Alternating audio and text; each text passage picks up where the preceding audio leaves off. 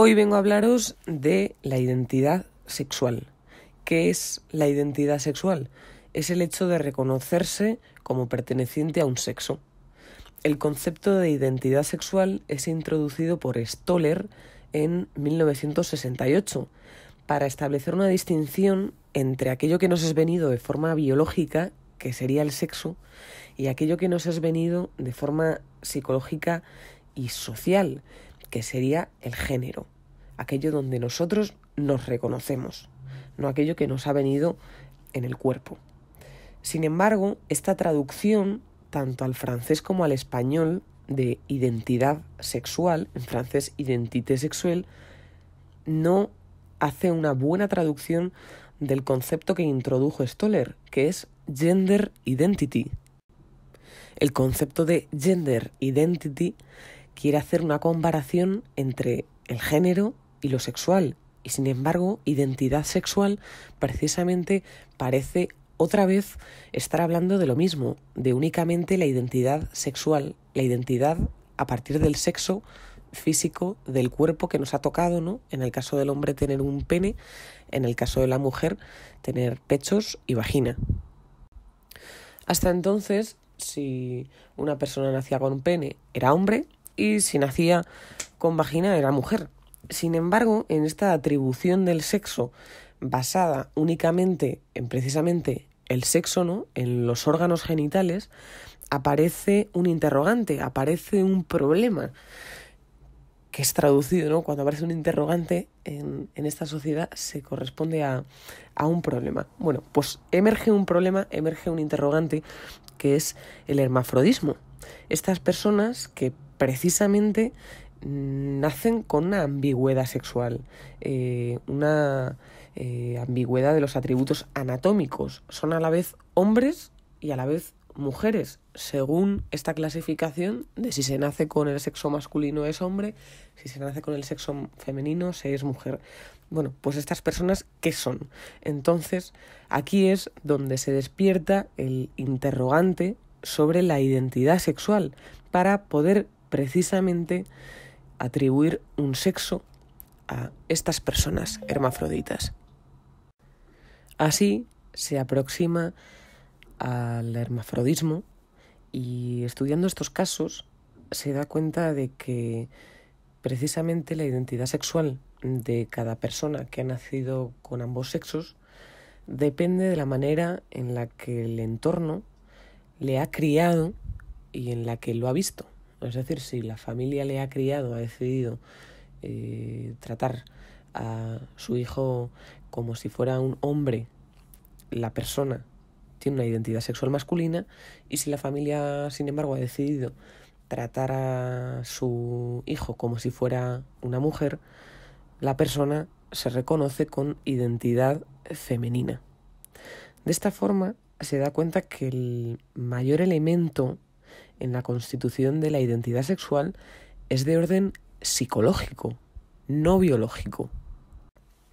Y no solo se da cuenta de que estas personas hermafroditas con esa ambigüedad sexual no tienen problemas, no tienen por qué tener problemas de identidad sexual, pueden estar totalmente bien definidos, sino que además hay personas que no presentan ninguna anomalía de orden biológico, han nacido con lo que han nacido y sin embargo no consiguen identificarse de forma sexual con aquello que su cuerpo les ha dado. En esta línea ya Freud en 1905 decía que la sexualidad está determinada por las experiencias de la vida infantil y que hay una distinción entre los caracteres sexuales psíquicos y los caracteres sexuales físicos. Un ejemplo de esta disociación, ¿no?, entre lo que el cuerpo supuestamente nos dice que es el sexo al que pertenecemos y la identidad donde nos identificamos de forma sexual, es el caso de la transexualidad. Los transexuales tienen precisamente la convicción de pertenecer al otro sexo, al sexo que no les ha sido dado. El caso más común es el de una mujer que se siente en el cuerpo de un hombre, pero también a la inversa. El caso de un hombre que se siente en el cuerpo de una mujer, se siente en un cuerpo que no es el suyo, que no le pertenece, que no concuerda con el sexo con el que se identifica, con el género con el que se identifica. Para Stoller, la formación de la identidad transexual masculina de un hombre que quiere ser una mujer, que se identifica como mujer. En estos casos, su origen, la etiología de esta formación de la identidad transexual, la sitúa Stoller en la relación con la madre. De hecho, califica de relación simbiótica con la madre una relación en la que la madre ha favorecido una identificación femenina en su hijo en un periodo preedípico. Precisamente como es preedípico, aquí no tiene nada que ver la problemática fálica. Se trata simplemente de haber favorecido, de haber reforzado en un periodo preedípico establecer una identificación femenina en su hijo y mantenerla en el tiempo. En ningún momento haber querido romper este acercamiento tan intenso con su hijo, ni esta identificación femenina que tiene su hijo. Y en este punto de excluir lo fálico, se convierte en una teoría antifreudiana, porque no sitúa el origen de la identidad sexual en los 5 años, ¿no?, que sería el complejo de Edipo de castración, sino mucho antes, más o menos al año y medio, 2 años de vida. Por tanto, como no lo sitúa en la fase edípica, es imposible nombrar la transexualidad como una estructura patológica. No es ni una neurosis, ni una perversión, ni una psicosis. ¿Por qué no es una psicosis? Pues entre otras cosas porque no se presenta el doble vínculo y porque además son personas, los transexuales en general, son personas que no han tenido dificultad para crear vínculo. Pueden relacionarse perfectamente, cosa que un psicótico no. Por tanto, si Stoller habla de que no pertenece a ninguna estructura, podría animar, ¿no?, a precisamente que realicen intervenciones quirúrgicas para cambiarse de sexo. Sin embargo, esto no es lo que sucede.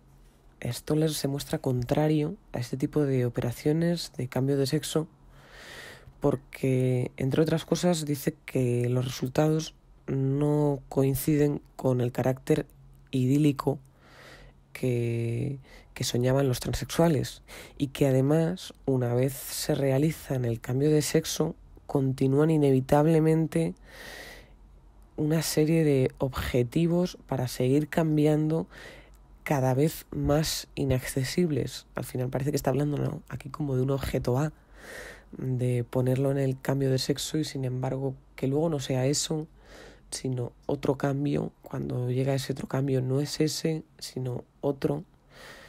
Total, que al final el transexual nunca termina de estar identificado y plenamente satisfecho con el sexo, independientemente de las operaciones que se hagan. Yo supongo que aquí se adentra el interrogante, ¿no?, sobre qué es la feminidad. Cuando una persona quiere ser mujer, ¿qué es ser mujer? Supongo que uno lo puede colocar, ¿no?, en el sexo, y sin embargo cuando uno ha cambiado el sexo, seguir sin comprender, ¿no?, qué es lo femenino. Creer que allí estaba lo femenino en los genitales y sin embargo darse cuenta de que no. Al igual que con lo masculino, que una mujer puede cambiarse de sexo creyendo que lo masculino está en el pene y lo masculino no está en el pene. De hecho, no sé si realmente sabemos qué es ser hombre y qué es ser mujer, sobre todo a día de hoy. Con esto acabo el vídeo, con este interrogante que al final me parece el origen de todo, ¿no? Para poder hablar de identidad sexual habría que poder definir qué es ser mujer y qué es ser hombre. Pregunta que para mí no tiene respuesta a día de hoy en al menos esta sociedad.